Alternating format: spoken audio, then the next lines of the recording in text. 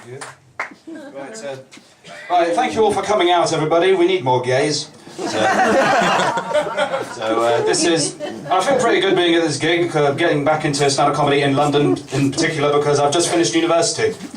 And I believe that university has changed me into a much more developed, intelligent and frustrated person. It turned me from an overweight geek who reviewed movies on Facebooks into an overweight geek who reviews movies on Facebooks with more stories and less dignity.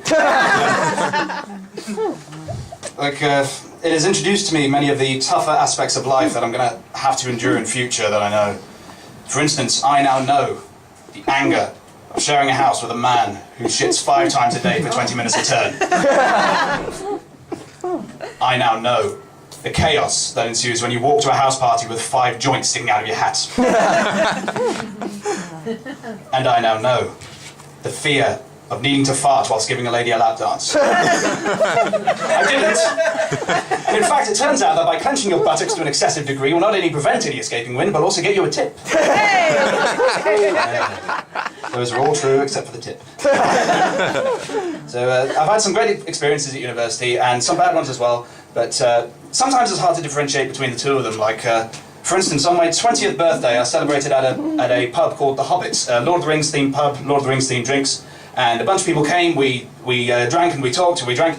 And then at the end of the evening I was sat on a big stone step trying to clear my head of the fellowship challenge when my friend Andy walks up in front of me and says, "Robbie, I'm going to show you one of my private parts and you have to tell me if it's a cock or a ball." And I got it wrong. I mean, I was drunk, he was drunk, it seemed round at both ends, so... That instance actually reoccurred the following Halloween. It was... this time I was at a house party and we were both getting very drunk, but I was sort of coming down off the alcohol a bit too soon and I needed sort of prepping up in order to enjoy the rest of the evening, and this time Andy was just completely out and blunt about it, just said, "Put your hand on my pants." Okay. So I did. I put my hand on the front of his pants and I touched his cock, and it was kind of weird. It sort of worked. Like I felt a bit more energized, a bit more drunk, oddly enough. It's wonderful, like a magic cock. So I shouldn't speak too highly of it though. Like that whole evening, the energy didn't really stay.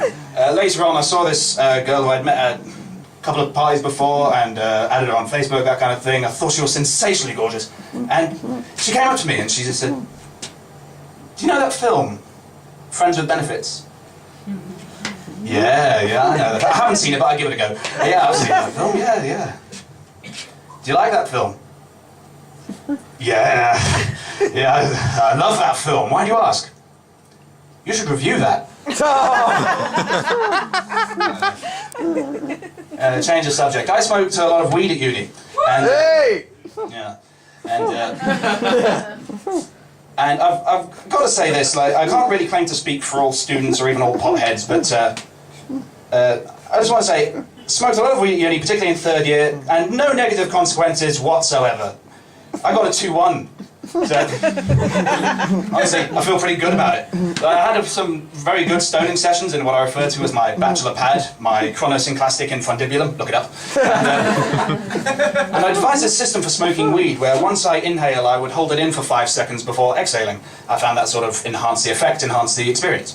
But my method of doing this changed. Like, first of all, I just count up to 5 in my head, but then once the weed takes effect, you sort of you lose track of where you are, you count too far, you sort of forget to count, and then you cough it out, unpleasant. So then I opted for counting up to 5 on my fingers, but that didn't really work either, because I just get caught up in the psychedelic rhythmic vibrations of my own hand. So then I just settled on counting my heartbeats each time, so pretty much every time I go like this. 1, 2, 3, 4, 5.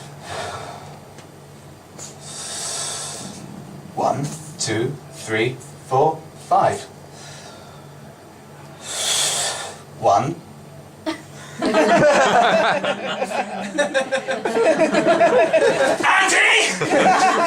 My heart stopped! Get your cock out!